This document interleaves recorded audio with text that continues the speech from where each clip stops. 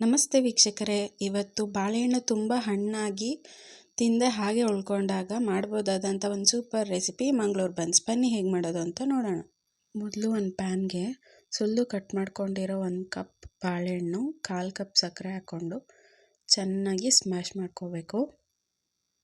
ಚೂರು ಗಂಟಿಲ್ದೇ ಇರೋ ಥರ ನೀಟಾಗಿ ಸ್ಮ್ಯಾಶ್ ಮಾಡಿಕೊಂಡು ಅದಕ್ಕೆ ನಂತರ 1/4 ಕಪ್ ಮೊಸರು, ರುಚಿಗೆ ತಕ್ಕಷ್ಟು ಉಪ್ಪು, 1 ಸ್ಪೂನ್ ಜೀರಿಗೆ, 1 ಸ್ಪೂನ್ ಸೋಡಾ ಹಾಕೋದ್ರಿಂದ ಬೇಗ ಫರ್ಮೆಂಟ್ ಆಗುತ್ತೆ ಮತ್ತು ನೀಟಾಗಿ ಉಬ್ಬಿ ಬರುತ್ತೆ ಬನ್ಸು. ಇದೆಲ್ಲ ಹಾಕಿ ನೀಟಾಗಿ ಮಿಕ್ಸ್ ಮಾಡ್ಕೋಬೇಕು. ಆಮೇಲೆ ಸ್ವಲ್ಪನೇ ಮೈದಾ ಹಾಕಿ ಕಲಿಸ್ಕೊಬೇಕು. ಇದು ಚಪಾತಿ ಹಿಟ್ಕಿನ್ನ ಸ್ವಲ್ಪ ತೆಳುವಾಗಿ ಕಲಿಸ್ಕೊಬೇಕು. ನೀವು ಬೇಕಿದ್ರೆ ಮೈದಾ ಬದಲು ಗೋಧಿ ಬೇಕಿದ್ರೂ ಯೂಸ್ ಮಾಡ್ಬೋದು. ನಾನು ಅರ್ಧ ಮೈದಾ ಅರ್ಧ ಗೋಧಿ ಯೂಸ್ ಮಾಡಿ ಕಲಿಸಿದ್ದೀನಿ. ಕಲಿಸಿದ್ಮೇಲೆ ಸ್ವಲ್ಪ ತುಪ್ಪ ಅಥವಾ ಎಣ್ಣೆನ ಸವರಿ ಓವರ್ನೈಟ್ ಫರ್ಮೆಂಟ್ ಆಗೋಕ್ಕೆ ಬಿಡಬೇಕು. ಇಲ್ಲಾಂದರೆ ನೀವು ಸಂಜೆ ಮಾಡ್ತೀರಾ ಅಂದರೆ ಬೆಳಗ್ಗೆ ಕಲಸಿಟ್ಕೊಂಡ್ರೂ ಸಾಕು.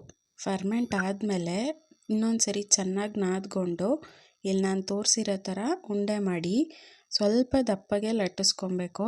ಇಲ್ಲಾಂದರೆ ಬನ್ಸು ಉಬ್ಬಿ ಬರಲ್ಲ.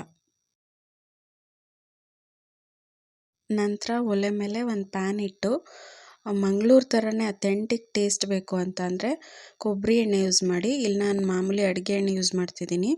ಎಣ್ಣೆ ಚೆನ್ನಾಗಿ ಕಾಯ್ದ ಮೇಲೆ ಸ್ಲಿಮ್ಮಲ್ಲಿ ಇಟ್ಕೊಂಡು ಒಂದೊಂದೇ ಬನ್ಸ್ನ ಬಿಡಬೇಕು. ಸ್ವಲ್ಪ ಪ್ರೆಸ್ ಮಾಡಿ ಈಗ ಆಗಾಗ ಹಿಂಗೆ ತಿರುಗಿಸ್ತಾ ಇದ್ದರೆ ಬನ್ನು ನೀಟಾಗಿ ಉಬ್ಕೊಳ್ಳುತ್ತೆ. ಗೋಲ್ಡನ್ ಬ್ರೌನ್ ಆಗೋವರೆಗೂ ಚೆನ್ನಾಗಿ ಬನ್ಸ್ನ ಬೇಯಿಸ್ಬೇಕು, ಇಲ್ಲಾಂದರೆ ಒಳಗಡೆ ಬೆಂದಿರಲ್ಲ. ಈ ಥರ ನೀಟಾಗಿ ಬೇಯಿಸ್ಕೊಂಡು ತಕ್ಕೊಂಡ್ರೆ ಸೂಪರಾಗಿರೋ ಮಂಗಳೂರು ಬನ್ಸ್ ರೆಡಿ ಆಗುತ್ತೆ.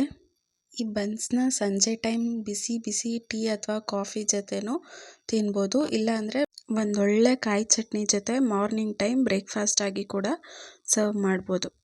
ಈ ತಿಂಡಿ ಇಷ್ಟ ಆಗಿ ಇನ್ನೂ ಹೆಚ್ಚಿನ ವೀಡಿಯೋಸ್ಗಾಗಿ ಲೈಕ್ ಮಾಡಿ, ಫಾಲೋ ಮಾಡಿ, ಸಪೋರ್ಟ್ ಮಾಡಿ.